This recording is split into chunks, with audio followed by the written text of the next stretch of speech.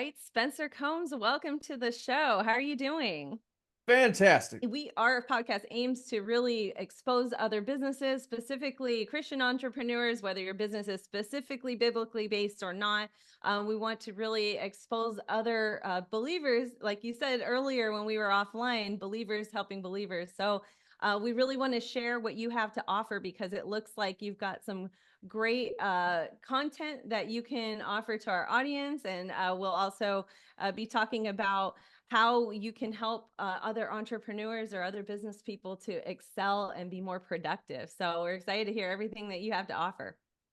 I am thrilled to be a part of a community that actually, because communities make a huge difference on our ability to actually go out here and do the Great Commission, if you will, right? The community makes a big difference on all of that. So I appreciate you guys reaching out and for us to get together today.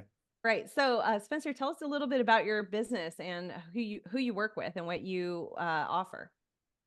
My name is Spencer Combs, and we started a company called Spencer Combs Resources. Real original there, I know.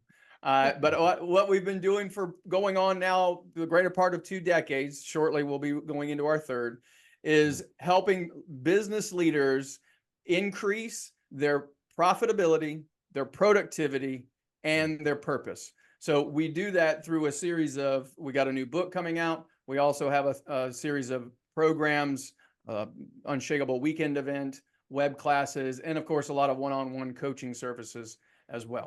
All right, so Spencer, I want to ask, with your business, Momentum and Mastery, the book that's coming out soon as well, your website, momentumandmastery.com, let's just dive into that a little bit more. And I want to ask, what is the relationship between momentum and mastery? How did you come up with that title? How did you come up with that framework? And what does it all include? Oh, all right, man, we're going to just jump right into it today. Let's do it. Let's do it. So yeah, I have a book we're getting ready to put out. It's in pre-order status right now at the date of this recording. And essence, I sat down and said, I wanted to write just a portion of the book, like just focusing on one piece of it. And then I realized I needed to probably zoom out and do the entire framework. And so we did. Comes out to about 170 pages of content, but this isn't stuff that I just had, pizza and a Coke one night, sat up all night and just wrote this stuff out. This took me 20 years of conditioning, training, exposure to so many different influencers and people that really know what they're talking about and people that really impacted my life. And so I basically began to notice some very specific patterns that emerged, if you will, right? Some of them include things like there's 3 critical factors to seeing anyone create any kind of growth or any kind of progress, right? And those 3 critical factors, very simply, are mechanics, mindset, and movement. You got to have all 3. And mechanics, mindset, and movement. Correct. Those 3. And if they don't align, and that's the big thing that people need to really understand. If there's no congruency there, that's where the pain happens, or that's where people don't really get where they want to go, right? Growing up in church and growing up around a lot of other, in Christians, and I went to a very hardcore legalistic type of Bible college when I was young. And I praise the Lord, I've come out of that whole situation, but I can tell you that you saw a lot of that incongruency. And in psychology, you would also call it cognitive dissonance. There's an issue where people are, they believe one thing, they do another, and there's this disconnect. So I went about looking for patterns on how did mindset, mechanics, and movement, how do they align themselves, and how do we use that to actually create 2 things, empowerment and enrichment. Empowerment is the science of achievement, and enrichment is the art of fulfillment. These are all encompassed in the Momentum and Mastery framework in the book that we have coming out. So I didn't actually answer your question. Where did those 2 come from? But you gave us some really good insight, though. Still good information. In fact, you replaced those 2 M's with the 3rd M. So yeah, well, Momentum and Mastery. Momentum really is all about movement, right? So it's mindset, mechanics, and movement. Okay. What I realized after I've got well over 20,000 hours of one-on-one time with people at this point, business owners from, everything from Army colonels transitioning into, civilian life, to trauma victims, to people who are, running a real estate business, to right now, one of my clients has a $20 million insurance agency. So there's everything in between.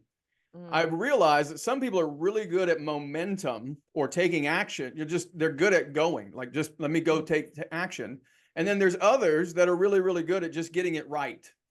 Right. And so you need both.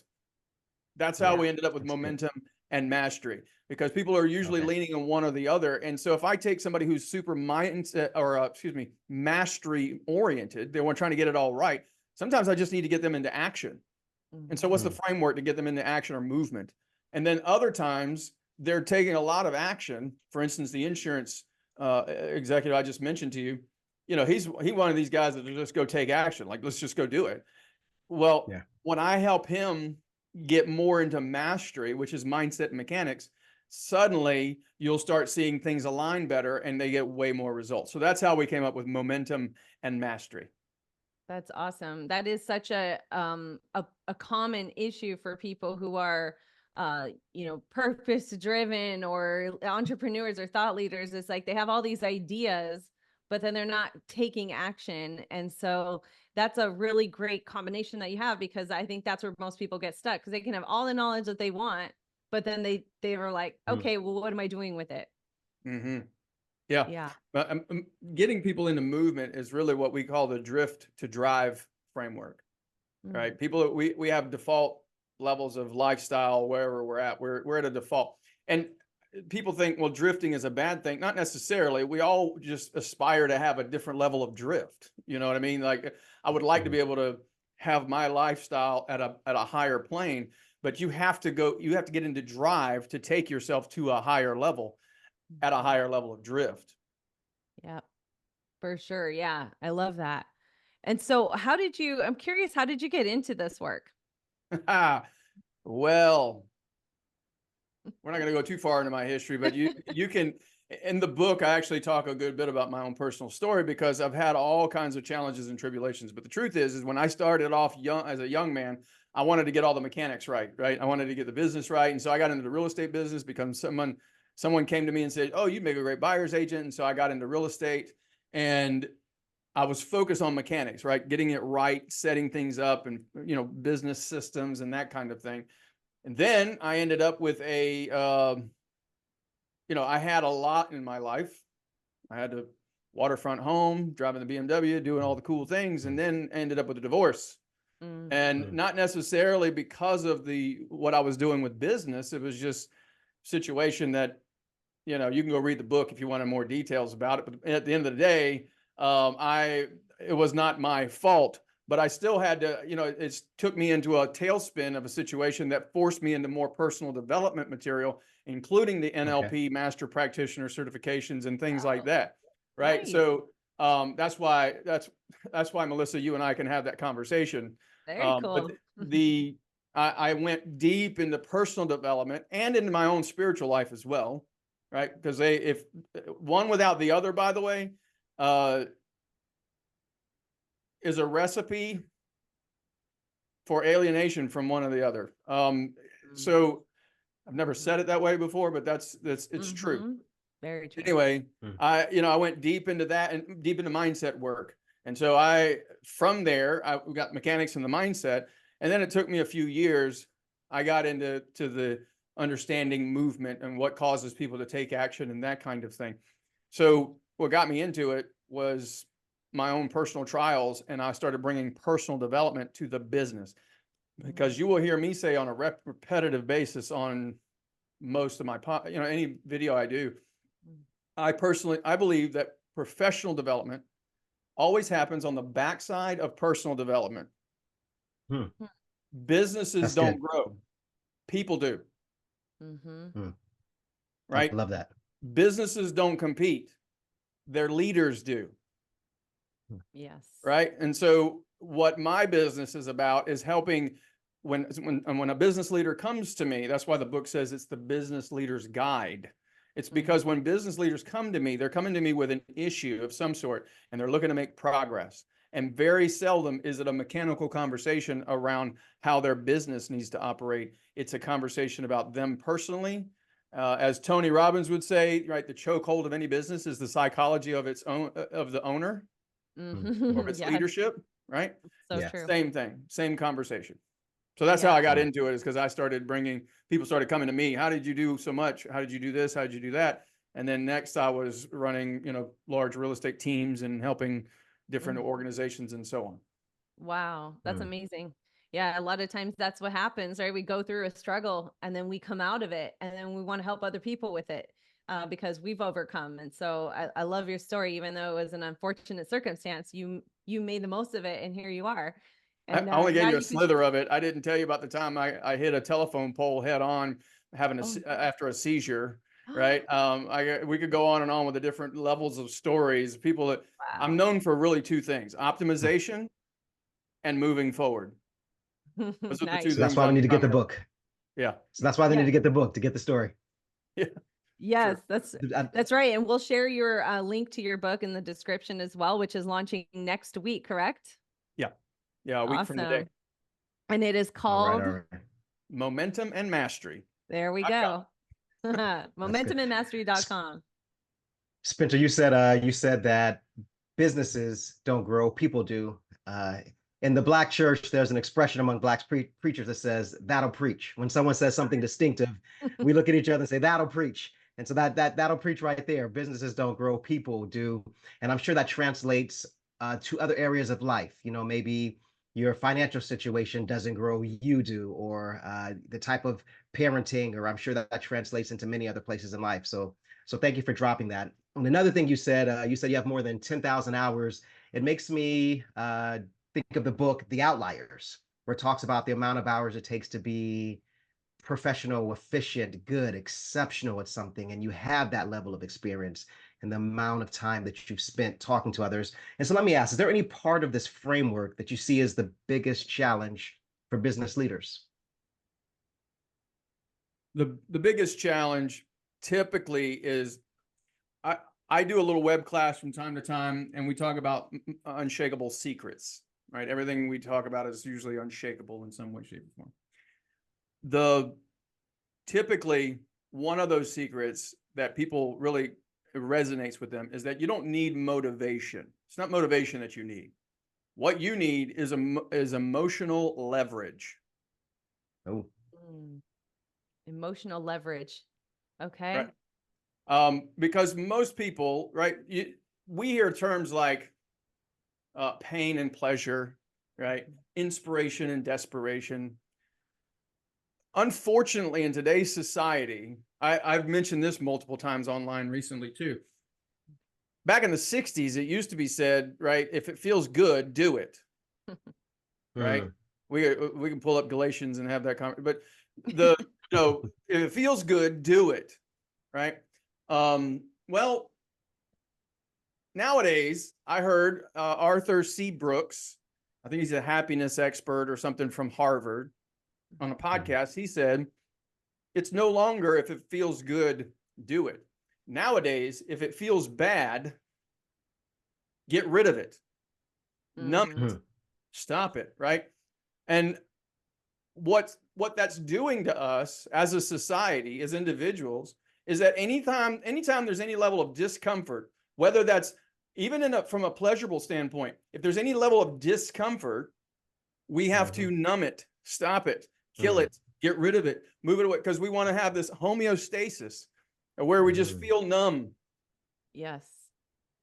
The biggest challenge that business owners are having is, even if they are good at it, they're okay with dealing with challenges.